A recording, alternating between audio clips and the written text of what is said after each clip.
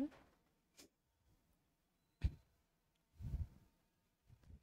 দৰজাখন বন্ধ কৰে দিবা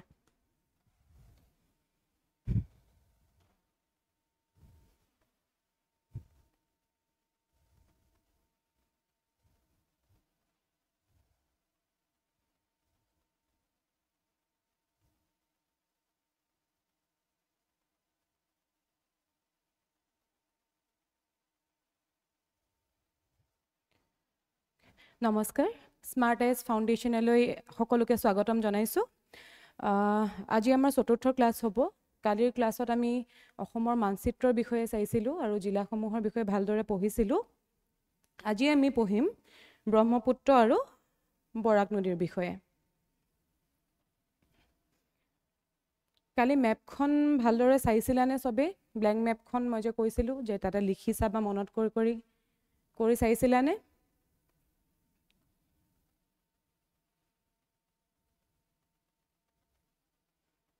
যদি কৰি চোৱা নাই কৰি চাবা আজি আমি পঢ়িম ব্ৰহ্মপুত্ৰ নদী আৰু বৰাক নদীৰ বিষয়ে আমি সকলোৱে জানো যে অসমৰ প্ৰধান নদী কেইখন দুখন প্ৰথমতে আহে ব্ৰহ্মপুত্ৰ নদী তাৰ পিছতেই আছে বৰাক নদী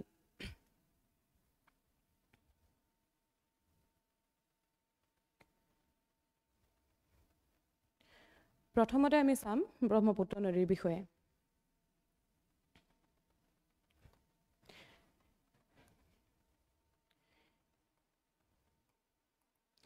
প্ৰথমে দিয়া আছে যে ব্ৰহ্মপুত্ৰ নদীখন এছিয়াৰ ভিতৰত এখন অন্যতম দীঘল নদী আৰু অসমৰ ভিতৰত আটাইতকৈ দীঘল বা প্ৰধান নদী বুলি ক'লে আমি ব্ৰহ্মপুত্ৰ নদী কথাই বুজো হয়নে প্ৰায় 2009 কিলোমিটাৰ দৈৰ্ঘ্যৰ ব্ৰহ্মপুত্ৰ এছিয়াৰ ভিতৰতে অন্যতম দীঘল নদী এতিয়া ব্ৰহ্মপুত্ৰ নদীখনৰ উৎপত্তি ক'ৰ পৰা হৈছিল হয়নে হেতু আমি চাম ইয়াতে দিয়া আছে যে তিব্বতৰ আংশী হিমবাহ কৈলাশ পৰ্বত আৰু মানস সৰোবৰৰ হ্ৰদৰ দক্ষিণ পূবত ব্ৰহ্মপুত্ৰ নদীখনৰ উৎপত্তি হয় আৰু এই নদীখনক তিব্বতত কি বুলি জনা যায় ইয়াক ইয়াৰলুং চাংপো বুলি কোৱা হয় প্ৰথমতে আমি কি চালো তাৰ উৎসটো কি বুলি ক'লো আংশী গ্লেচিয়াৰ কৈলাশ পৰ্বত আৰু মানস সৰোবৰ হ্ৰদৰ দক্ষিণ পূবত তাৰ উৎপত্তি হয় আৰু ইয়াৰ তিব্বতৰ নামটো কি হয় ইয়াৰলুং চাংপো এতিয়া মেপত আমি এবাৰ চাম এইখন দেখিছানে তিব্বতত ইয়াৰ অৰিজিন হয় আৰু ইয়াক ইয়াৰলুং চাংপো বুলি কয় তাতে তাৰ পিছত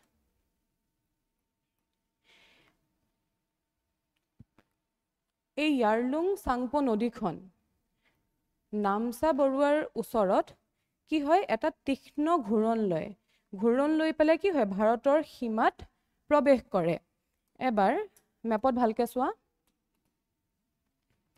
এই যে দেখিছা নামচা বৰুৱাৰ ওচৰত কি হৈছে এটা শাৰ্প ইউ-টাৰ্ণ লৈছে অৰ্থাৎ এটা তীক্ষ্ণ ঘূৰণ লৈ পেলাই এই যে বিচিং গাঁওখন দেখিছা বিচিং ভিলেজত কি হয় ই অৰুণাচলত প্ৰৱেশ কৰে আৰু অৰুণাচলত প্ৰৱেশ কৰাৰ পিছতে এই নদীখনক পাহাৰীয়া অঞ্চলত কি বুলি কয় চিয়াং বুলি কোৱা হয় আৰু সমতল অঞ্চলত তাক দিহাং নামেৰে জনা যায় কি বুলি ক'লো যে নামচা বৰুৱাত কি হয় নামচা বৰুৱাৰ ওচৰত এটা তীক্ষ্ণ ঘূৰণ লৈ পেলাই সি ভাৰতৰ সীমাত প্ৰৱেশ কৰে অৰ্থাৎ অৰুণাচলত প্ৰৱেশ কৰে সেইখিনিতে কি আছে বুলি ক'লো বিচিং ভিলেজ বিচিং গাঁও আৰু এই অৰুণাচলত প্ৰৱেশ কৰাৰ পিছতে পাহাৰীয়া অঞ্চলত তাক কি বুলি কোৱা হয় চিয়াং বুলি কোৱা হয় আৰু সমতল অঞ্চলত তাক দিহাং নামেৰে জনা যায় কি বুলি ক'লো পাহাৰীয়া অঞ্চলত চিয়াং আৰু সমতল অঞ্চলত দিহাং বুলি কয় এতিয়া অসমত কি হয় অসমত এই দিবাং আৰু লোহিত নদীৰ লগত মিলি তাক আমি কি বুলি কওঁ তাৰ পিছতহে আমি তাক ব্ৰহ্মপুত্ৰ বুলি কওঁ এবাৰ মেপত ভালকে চোৱা এই যে দেখিছা এইফালেদি অৰুণাচলেদি কি হ'ল এখন তাৰ নামটো কি আছিলে চিয়াং আছিলে হয়নে এইফালেদি আহিলে চিয়াং নদীখন এইফালেদি আহিলে দিবাং নদীখন আৰু এইফালেদি আহিলে এইখন লোহিত নদী এই তিনিখন নদী ইয়াতে সংযোগ হৈ ইয়াৰ পৰা কি বুলি কোৱা হয় তাক ব্ৰহ্মপুত্ৰ ৰিভাৰ বুলি কোৱা হয় আৰু এই য'ত সংযোগ হয় এই ডিব্ৰু চৈখোৱাৰ ওচৰতে হয়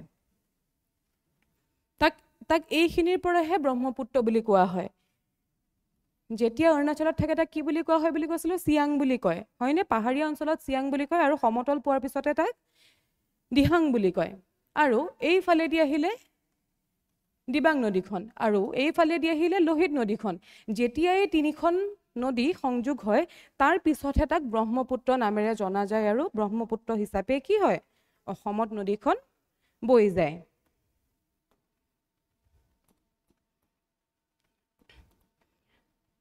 আৰু এই ব্ৰহ্মপুত্ৰ নদীখনক স্থানীয়ভাৱে লুইত বুলিও কয়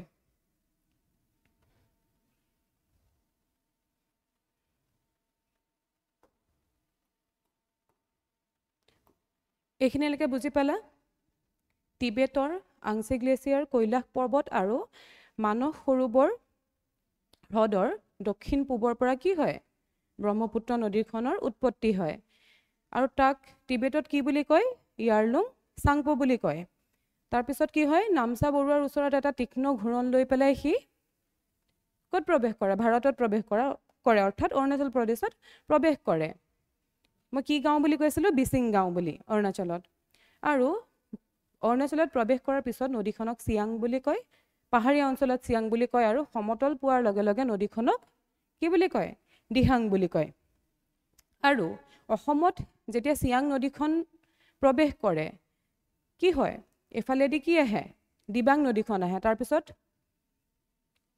সিফালেদি কি আহিছিলে লোহিত তিনিখন সংযোগ হৈ তাক কি বুলি কোৱা হয় ব্ৰহ্মপুত্ৰ বুলি কোৱা হয়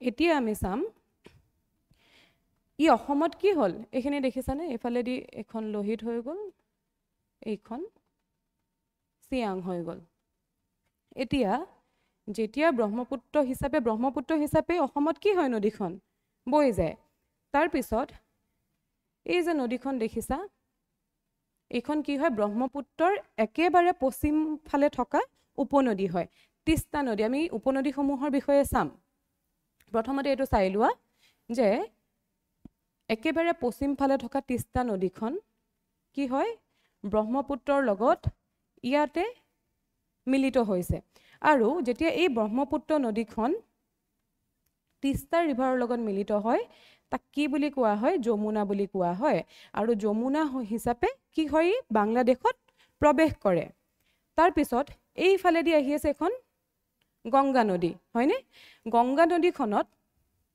বাংলাদেশত কি বুলি কয় তাক পদ্মা বুলি কয় আৰু এই পদ্মা নদীখনৰ লগত যমুনা অৰ্থাৎ ব্ৰহ্মপুত্ৰ নদীখন ইয়াতে মিলিত হয় ইয়াতে মিলিত হোৱাৰ পিছত দুইখনেই পদ্মা নদী হিচাপে আগলৈ বৈ যায় আৰু এইফালেদি আহি আছিলে এখন কি বৰাক নদীৰ বিষয়ে আমি পঢ়িম বৰাক নদীখন যেতিয়া বাংলাদেশত প্ৰৱেশ কৰে তাক সুৰমা নদী বুলি কয় আৰু এইফালেদি এখন সুৰমা নদীখন বৈ আহিছে এইফালেদি কি বুলি কৈছিলো তিস্তাৰ লগত লগ হৈ পেলাই যমুনা হিচাপে বাংলাদেশত প্ৰৱেশ কৰে আৰু এইফালেদি আহি থকা গংগা যাক আমি বাংলাদেশত পদ্মা নদী বুলি কওঁ তাৰ লগত মিলিত হৈ পদ্মা নদী হিচাপে আগলৈ বৈ যায় আৰু এই সুৰমা নদীৰ লগত যেতিয়া পদ্মা নদীখন মিলিত হয় তাক কি বুলি কোৱা হয় সেইখিনিৰ পৰা মেঘনা নদী বুলি কোৱা হয় আৰু ই মেঘনা হিচাপে গৈ পেলাই কি হয় বংগোপসাগৰত গৈ পেলাই মিলিত হয়গে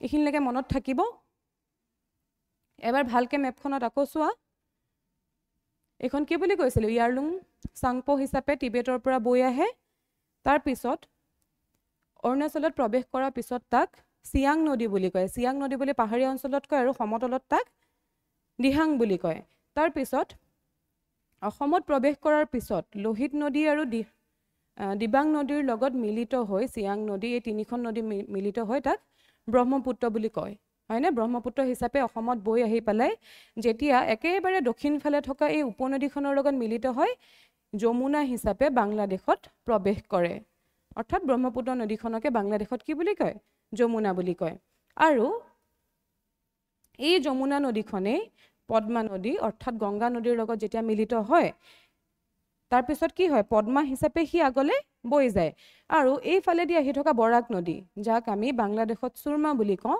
সেই নদীখন যেতিয়া পদ্মা নদীৰ লগত মিলিত হয় তাক কি বুলি কোৱা হয় বুলি ক'লো মেঘনা বুলি কয় আৰু এই মেঘনা নদীখনে গৈ পেলাই বংগোপসাগৰ অৰ্থাৎ বে অফ বেংগলত গৈ পেলাই মিলিত হয় ইয়াতে দিয়া আছে এবাৰ চোৱা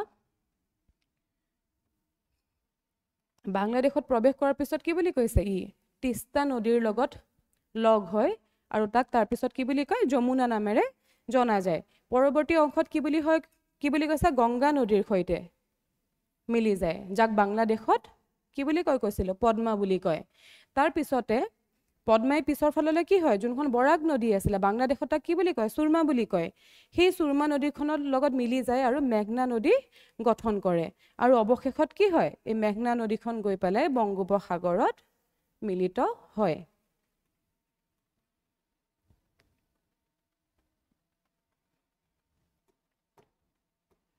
এখিনিলৈকে কাবাৰ কিবা খেলিমেলি আছে নেকি কিবা বুজি পোৱা নাই নেকি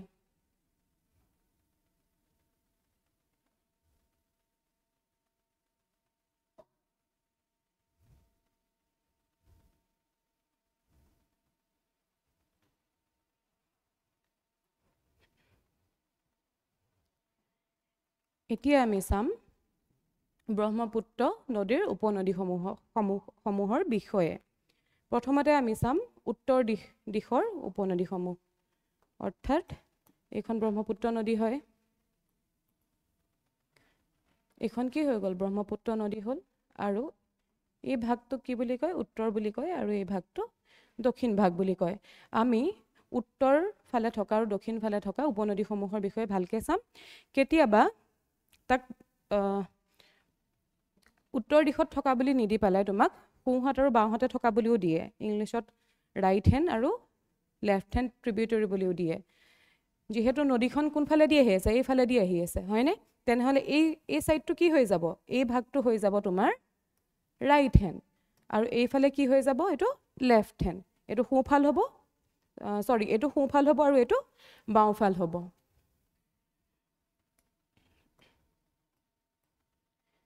এতিয়া প্ৰথমতে আমি চাওঁ উত্তৰ দিশৰ উপনৈসমূহৰ বিষয়ে উপনৈ বা উপনদী প্ৰথমতে কি দি আছে জীয়াভৰলী পাগলাদিয়া মানস ৰঙানদী সোণকোষ বা সনকোষ বুলিও কয় সোৱণশিৰি গংগাধৰ গাভৰু চম্পাৱতী চিয়াং জীয়াঢল জীয়াধনচেৰি ডিক্ৰং দিবং পুঠিমাৰী বৰগাং বৰনদী বুৰৈ বেকী আৰু সৰলভাগা আৰু নদী আছে কিন্তু এইখিনি প্ৰধান উপনদী বুলি ক'ব পাৰোঁ আমি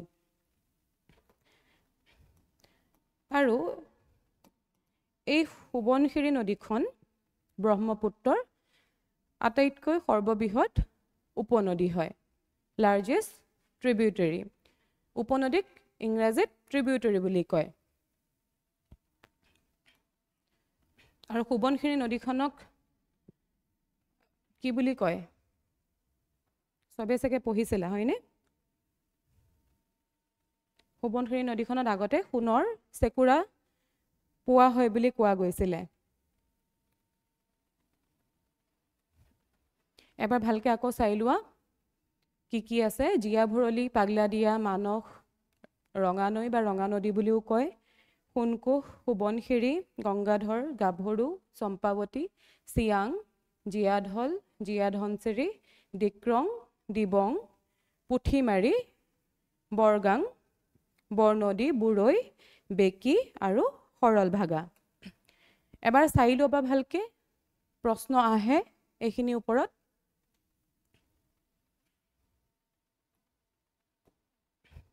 এতিয়া এনেকেই দিছোঁ, যদি এনেকে মনত ৰাখিবলৈ অসুবিধা পাইছা আৰু তোমালোকক যদি কিবা ট্ৰিক লাগে মনত ৰাখিবৰ কাৰণে এবাৰ জনাবা, তেতিয়া মই ট্ৰিকৰ সহায়ত তোমালোকক এইখিনি মনত কৰাম। তাৰপিছত দিয়া আছে দক্ষিণ দিশৰ উপনদীসমূহৰ বিষয়ে। প্ৰথমতে আহিলে কপিলী, কলং, কাকডোঙা, জাঁজি, ডিব্ৰু, দিখৌ, দিচাং, দুধনৈ, ধনশিৰি, বুঢ়ীদিহিং, ভোগদৈ, কুলচি, কৃষ্ণাই, জিঞ্জিৰাম, জিনাৰী, দিগাৰু, দৰিকা, দিহিং, দিউং, ভৰলু, যমুনা, লোহিত। এবাৰ দুবাৰ ভালকৈ চাই দিবা, চালে মনত ৰ'ব। এতিয়া মেপত দিয়া আছে, কিন্তু ইয়াতে গোটেইকেইখনৰ বিষয়ে দিয়া নাই। প্ৰধান প্ৰধান যোনকেইখন হয় সেইখিনিহে দিয়া আছে। এইফালেদি কি হ'ল, এইখন কৈছিলোঁ চিয়াং নদীখন আহিলে হয়নে, এইফালে আহিলে দিবাং আৰু এইফালেদি আহিলে লোহিত নদী। ইয়াতে কি হয়, তিনিখন মিলিত হৈ ব্ৰহ্মপুত্ৰ হিচাপে এইফালেদি বৈ গ'ল। তাৰপিছত এইফালেদি আহি গ'ল তোমাৰ এইখন কি সোৱণশিৰি, সোৱণশিৰি। এইফালে হৈ গ'ল তোমাৰ ভৰলী, এইখন হৈ গ'ল ভৰলী, এইখন হৈ গ'ল বৰনদী আৰু এইফালেদি আহিলে মানসখন, এইখন সংকোচ আৰু এইখন তিষ্টা। তিষ্টাৰ লগত মিলিত হৈ কি বুলি কৈছিলোঁ, তিষ্টাৰ লগত সংযোগ হৈ পেলাই তাক কি বুলি কয়, যমুনা বুলি কয় বাংলাদেশত। এতিয়া এই বাওঁফালেদি আহি গ'ল বুঢ়ীদিহিং, এইফালেদি আহিলে দিখৌ, এইখন হৈ গ'ল ধনশিৰি, তাৰপিছত আহিলে কপিলী, কলং।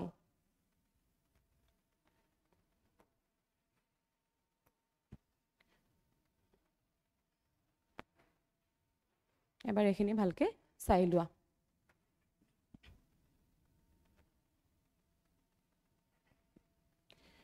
এতিয়া ইয়াৰ পিছত আমি চাম বৰাক নদীৰ বিষয়ে। ব্ৰহ্মপুত্ৰ নদীৰ বিষয়ে কাৰোবাৰ কিবা অসুবিধা আছে নেকি?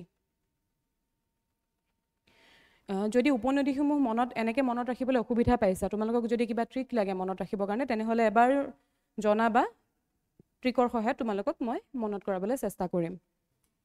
এবাৰ এনেকেই মনত ৰাখি চাবলৈ চোৱা, এবাৰ দুবাৰ চালে মনত ৰৈ যাব। আৰু বিশেষকৈ যোনকেইখন প্ৰধান উপনদী হয় সেইকেইখনৰ বিষয়ে এবাৰ ভালকৈ চাই থবা। সুধিব পাৰে যে কোনখন তলত দিয়া কোনখন নদী তোমাৰ উত্তৰ উপনদী হয়, উত্তৰ ফালে থকা উপনদী হয় বা দক্ষিণ ফালে থকা উপনদী হয় বুলি। এতিয়া আমি চাম বৰাক নদীৰ বিষয়ে। বৰাক নদীখনৰ উৎস কি বুলি দিয়া আছে, প্ৰথমতে মণিপুৰ পৰ্বত, বৰাইল পৰ্বত বুলিও কোৱা হয়। মণিপুৰৰ লিয়াইখোলেন গাঁৱৰ কাষৰ পৰা তাৰ উৎপত্তি হোৱা বুলি কোৱা হয় বৰাক নদীখন, হয়নে? তাৰপিছত প্ৰথমতে যেতিয়া মণিপুৰত উৎপত্তি হয়, তাক কি নদী হিচাপে সি আৰম্ভ হয় বুলি কৈছে, মুকুৰু নদী হিচাপে আৰম্ভ হয়। আৰু মণিপুৰত তাক কি বুলি কোৱা হয়, ভৰেই বুলিও তাক কোৱা হয়। তাৰপিছত এই বৰাক নদীখন মণিপুৰ, নাগালেণ্ড, মিজোৰাম আৰু অসমৰ মাজেদি বৈ গৈছে। আমি মেপত চাম এবাৰ। প্ৰথমতে কি বুলি ক'লো, ক'ৰ পৰা উৎপত্তি হয় বুলি ক'লো, মণিপুৰ পৰ্বত আৰু মণিপুৰৰ লিয়াইখোলেন গাঁৱৰ কাষত তাৰ উৎপত্তি হোৱা বুলি। ক'ত বুলি ক'লে, মণিপুৰৰ লিয়াইখোলেন গাঁৱৰ কাষত তাৰ উৎপত্তি হয়। আৰু সি যেতিয়া বৰাক নদীৰ যেতিয়া উৎপত্তি হয় মণিপুৰত, তাক কি বুলি হিচাপে কোৱা হয় বুলি কৈছে, মুকুৰু নদী বুলি কোৱা হয়। আৰু মণিপুৰত তাক ভৰেই নামেৰেও জনা যায়। প্ৰথমতে যেতিয়াই মানে নদীখনৰ আৰম্ভ হয়, আৰম্ভ হোৱা অৱস্থাত তাক মুকুৰু নদী বুলি কয় আৰু মণিপুৰত তাক ভৰেই বুলি কয়, হয়নে? তাৰপিছত কি বুলি ক'লো, ই মণিপুৰ, নাগালেণ্ড, মিজোৰাম আৰু অসমৰ মাজেদি বৰাক নদীখন বৈ গৈছে। তাৰপিছত আমি এবাৰ মেপত চাম।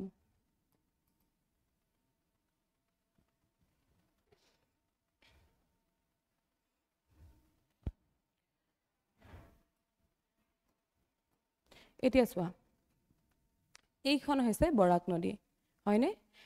এই বৰাক নদীখন যেতিয়া বাংলাদেশত প্ৰৱেশ কৰে, হয়নে?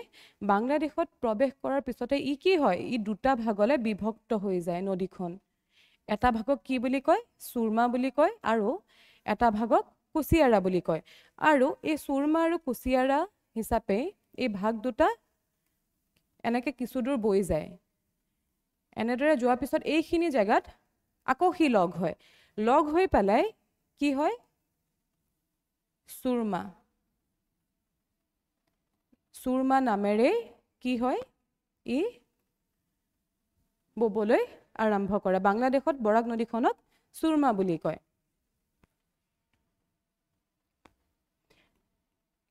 তাৰপিছত মই কি বুলি কৈছিলোঁ যে এই চুৰমা নদীখন আহি পেলাই এইফালেদি এখন কি আহি আছে? ব্ৰহ্মপুত্ৰ নদী, হয়নে? ব্ৰহ্মপুত্ৰখন তিষ্টা নদীৰ লগত সংযোগ হোৱাৰ পিছত যমুনা হিচাপে বৈ যায়। তাৰপিছত এইফালেদি আহে পদ্মা নদী অৰ্থাৎ গংগা নদীখন। এই দুখন মিলি পেলাই কি হয়? গংগাখন পদ্মা নদী হিচাপে দুইখন আগবাঢ়ি যায়। আগবাঢ়ি গৈ পেলাই এই যে এইফালেদি আহিলে চুৰমা অৰ্থাৎ বৰাক নদীখন তাৰ লগত ইয়াতে মিলিত হয়। মিলিত হৈ পেলাই তাক কি বুলি কয় বুলি কৈছিলোঁ? কি বুলি কয়? মেঘনা। মেঘনা নদী হিচাপে কি হয়? এইফালে বংগোপসাগৰত গৈ পেলাই ই মিলিত হয়গে। প্ৰথমে কি বুলি ক'লো? চুৰমা নদীখন ক'ত হয়? তাৰ উৎপত্তি ক'ত হয়? মণিপুৰ পৰ্বতত হয়, লিয়াই খুলেন গাঁৱৰ ওচৰত। তাৰপিছত তাক বৰাক নদীখন মুকুৰু নদী হিচাপে আৰম্ভ হয়। তাৰপিছত তাক মণিপুৰত কি বুলি কোৱা হয়? ভৰেই বুলি কোৱা হয়। আৰু সি মণিপুৰ, নাগালেণ্ড, মিজোৰাম আৰু অসমৰ মাজেদি বৈ যায়। যেতিয়া বাংলাদেশত প্ৰৱেশ কৰে বৰাক নদীখন দুটা ভাগ হয়। এটা কি আছিলে? চুৰমা আৰু দ্বিতীয়টো হৈছে কুচিয়াৰা। চুৰমা আৰু কুচিয়াৰা হিচাপে অলপ দূৰ বৈ যোৱাৰ পিছত সি আকৌ মিলিত হয় ইয়াতে। মিলিত হৈ পেলাই তাক কি বুলি কোৱা হয়? মিলিত হোৱাৰ পিছত তাক চুৰমা নদী হিচাপেই সি এই আগলৈ ববলৈ ধৰে। তাৰপিছত যোনখন এইফালেদি পদ্মা নদী আহি আছে, পদ্মা নদীৰ লগত মিলিত হোৱাৰ পিছত তাক মেঘনা বুলি কয়। আৰু সি মেঘনা হিচাপে গৈ পেলাই কি হয়? বংগোপসাগৰত গৈ পেলাই সি মিলিত হয়গে।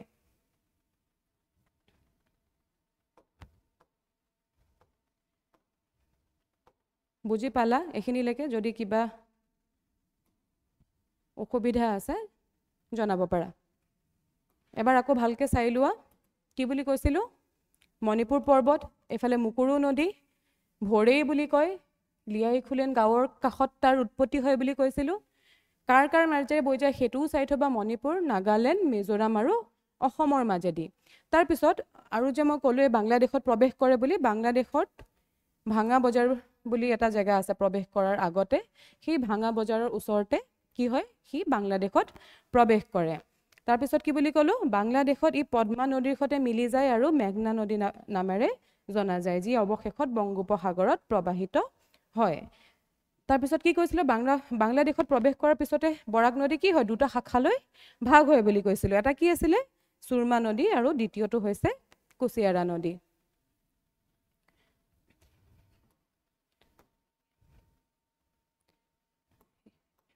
ইয়াৰ পিছত চাম আমি বৰাক নদীৰ প্ৰধান উপনৈসমূহৰ বিষয়ে।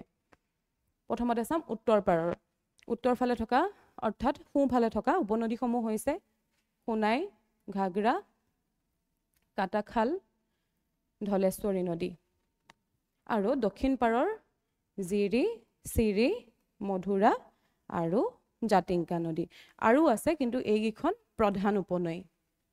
আকৌ এবাৰ চাই লোৱা। উত্তৰ পাৰে কি কি আছে ক'লো? সোণাই, ঘাগৰা, কাটাখাল, ধলেশ্বৰী আৰু দক্ষিণ পাৰত থকা কোনকেইখন বুলি ক'লো? জিৰি, চিৰি, মধুৰা আৰু জাতিংগা নদী।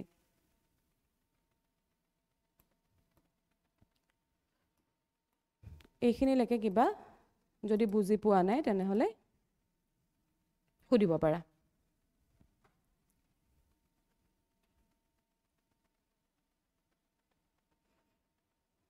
নদীসমূহৰ উৎপত্তি, তাক ক'ত কি বুলি জনা যায়, আৰু নদীবিলাকৰ প্ৰধান যোনখিনি উপনদী হয় সেইখিনি বিষয়ে এবাৰ ভালকৈ চাই ল'বা।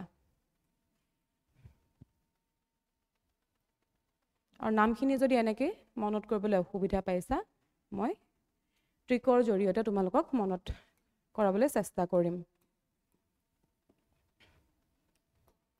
প্ৰথমতে ব্ৰহ্মপুত্ৰ নদীৰ বিষয়ে পঢ়িছিলোঁ হয়নে চাই ল'বা ব্ৰহ্মপুত্ৰ নদীখন টিবেট ভাৰতৰ অসম আৰু তাৰ লগতে বাংলাদেশত কি বুলি কৈছিলোঁ বাংলাদেশৰ মাজেদি বৈ যায় বুলি কৈছিলোঁ এতিয়া কালি আমি পঢ়িছিলোঁ অসমৰ জিলাসমূহৰ বিষয়ে মানচিত্ৰত আমি পঢ়িছিলোঁ লগতে তাৰ লগত কি পঢ়িছিলোঁ কোনখন জিলাই কাৰ লগত সীমান্তৰ ভাগ বতৰা কৰে অসমে কোন কোন ৰাজ্য কোন দেশৰ লগত সীমান্ত ভাগ বতৰা কৰে আৰু কিমান কৰে সেইখিনি বিষয়ে আমি ভালকে পঢ়িছিলোঁ হয়নে এতিয়া তাৰ লগত জড়িত কিছুমান প্ৰশ্ন লৈ আহিছোঁ তোমালোকে কমেন্টত তাৰ এনসাৰখিনি দিবা প্ৰথম প্ৰশ্নটো হৈছে অসমৰ অন্য ৰাজ্যসমূহৰ সৈতে অসমৰ সীমা সম্পৰ্কে তলত দিয়া মন্তব্যসমূহ বিবেচনা কৰক প্ৰথমত দিয়া আছে অসমে মেঘালয়ৰ সৈতে সৰ্বাধিক দৈৰ্ঘ্যৰ সীমা ভাগ বতৰা কৰে যাৰ দৈৰ্ঘ্য 884.9 কিলোমিটাৰ দ্বিতীয়তে দিয়া আছে অসমে ত্ৰিপুৰাৰ সৈতে সৰ্বনিম্ন সীমা ভাগ কৰে যাৰ দৈৰ্ঘ্য 46.3 কিলোমিটাৰ তৃতীয়ত দিয়া আছে অসমৰ সৈতে অৰুণাচল প্ৰদেশৰ সীমা ৰেখা নাগালেণ্ডতকৈ অধিক দীঘল অৰুণাচলৰ স্পেলিংটো ভুল হৈ আছে ইয়াতে উপৰোক্ত মন্তব্যসমূহৰ ভিতৰত কোনটো সঠিক অপচন এ দিয়া আছে মাত্ৰ 1 আৰু 2 বিত দিয়া আছে মাত্ৰ 2 আৰু 3 সিত দিয়া আছে মাত্ৰ 1 আৰু 3 সকলো মন্তব্যই সঠিক বুলি দিয়া আছে তোমালোকে ইয়াৰ উত্তৰটো কমেন্টত জনাবা কালি আমি পঢ়িছিলোঁ কালি ইয়াৰ বিষয়ে আমি পঢ়িছিলোঁ তোমালোকে উত্তৰ দিব পাৰিবা এতিয়া দ্বিতীয় প্ৰশ্নটো দিয়া আছে তলৰ কোনখন দেশৰ সৈতে অসমে সীমা ভাগ বতৰা কৰে প্ৰথমতে দিয়া আছে ভূটান দ্বিতীয়তে দিয়া আছে নেপাল তৃতীয়তে দিয়া আছে ম্যানমাৰ আৰু চতুৰ্থত দিয়া আছে বাংলাদেশ অপচন এ দিয়া আছে কেৱল 1 আৰু 2 বিত দিয়া আছে কেৱল 1 আৰু 4 সিত দিয়া আছে কেৱল 1 3 আৰু 4 আৰু ডিত দিয়া আছে সকলো উল্লেখিত দেশেই অসমৰ লগতে সীমাৰ ভাগ বতৰা কৰে বুলি ইয়াৰ উত্তৰটো তোমালোকে নিজেই দিবা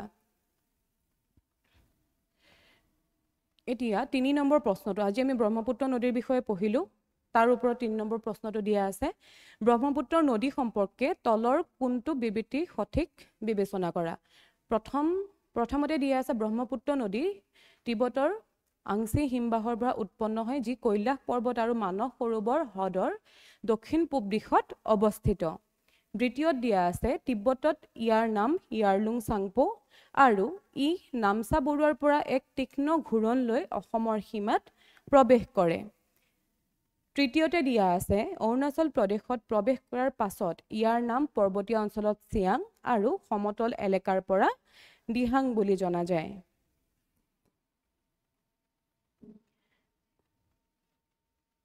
এতিয়া ইয়াৰ পৰা সঠিক উত্তৰটো বিচাৰি উলিওৱা প্ৰথমতে দিয়া আছে মাত্ৰ 1 আৰু 2 মাত্ৰ 2 আৰু 3 মাত্ৰ 1 আৰু 3 1 2 3 তিনিটাই শুদ্ধ ইয়াৰ শুদ্ধ উত্তৰটো কমেন্টত দিবা এতিয়া চতুৰ্থ প্ৰশ্নটোলৈ আহোঁ চতুৰ্থত দিয়া আছে বৰাক নদীৰ বিষয়ে তলত দিয়া বিবৃতিসমূহৰ মাজত কোনটো সঠিক নহয় এতিয়া ইয়াতে মন কৰিবা আমি পৰীক্ষা দিওঁতেনে এইখিনি জায়গাতে ভুল কৰোঁ ইয়াতে কি সুধিছে আগৰ কিতাত কি সুধিছিলে কোনটো সঠিক হয় সুধিছিলে ইয়াতে সুধিছে কোনটো সঠিক নহয় যেতিয়া প্ৰশ্ন কাকতখন চাবা এই বস্তুটো ভালকে এবাৰ চাই লবা যে তোমাক ইয়াত সঠিক নহয় সুধিছে নে সঠিক হয় সুধিছে এইখিনি জায়গাত আমি বহুত ভুল কৰোঁ কাৰেক্ট আৰু ইনকাৰেক্টৰ মাজত সেই কাৰণে যেতিয়া প্ৰশ্ন কাকতখন তোমালকে সলভ কৰিবা তেতিয়া কি কৰিবা পেন বা পেন্সিলেৰে লৈ এই বস্তুটো এনেকে এটা দাগ দি লবা তাতে ভালদৰে চাবা যে কোনটো সুধিছে সঠিক হয় সুধিছে নে সঠিক নহয় সুধিছে এতিয়া প্ৰথমতে দিয়া আছে বৰাক নদী মণিপুৰৰ বৰাইল পৰ্বতৰ পৰা উৎপন্ন হয় দ্বিতীয়তে দিয়া আছে এই নদী মণিপুৰ নাগালেণ্ড মিজোৰাম আৰু অসমৰ মাজেদি বৈ যায় আমি আজি পঢ়িলো বৰাক নদীৰ বিষয়ে অপচন 8 দিয়া আছে কেৱল 1 কেৱল 2 উভয়ে এক আৰু দুই কোনোটোৱে নহয়, অৰ্থাৎ কোনোটোৱে ভুল নহয়। ইয়াৰ উত্তৰখিনি তোমালোকে কমেণ্টত দিবা। আৰু যদি কিবা বুজি পোৱা নাই তোমালোকে সুধিব পাৰা। আৰু যোনখিনি উপনয়ৰ কথা দিলোঁ, উপনয়সমূহৰ বিষয়ে যদি এনেকৈ তোমালোকে মনত কৰিবলৈ অলপমান টান পোৱা বা কঠিন পোৱা, তোমালোকে এবাৰ জনাবা, মই ট্ৰিকৰ জৰিয়তে তোমালোকক মই মনত কৰাবলৈ চেষ্টা কৰিম। কিন্তু যদি পাৰা এনেধৰণেই মনত কৰিবলৈ চেষ্টা কৰিবা, কাৰণ চব জেগাতে যদি চব বস্তুতে যদি তোমালোকে ট্ৰিক ল'বলৈ লোৱা তেনেহ'লে বেছি খেলি মেলি লাগিব। সেইকাৰণে য'ত ট্ৰিক নোহোৱাকৈও কৰিব পাৰা সেইখিনি ট্ৰিক নোহোৱাকৈ কৰিবলৈ চেষ্টা কৰিবা।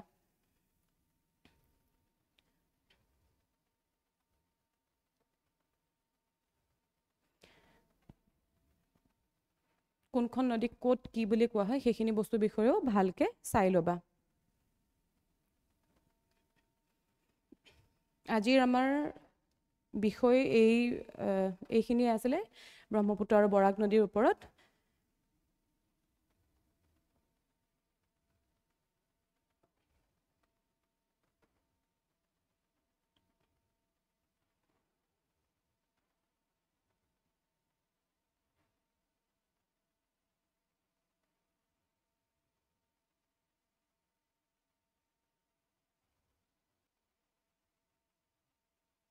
আৰু কালি যে দিছিলোঁ মেপত অসমৰ মানচিত্ৰখনত জিলাসমূহৰ বিষয়ে লিখিবৰ কাৰণে যোনখন ব্লেংক মেপ দিছিলোঁ, তাতে যদি কোনোবাই সেইটো কৰা নাই তেনেহ'লে তোমালোকে সেইখন মনত কৰি পেলাই কৰিবলৈ চেষ্টা কৰিবা।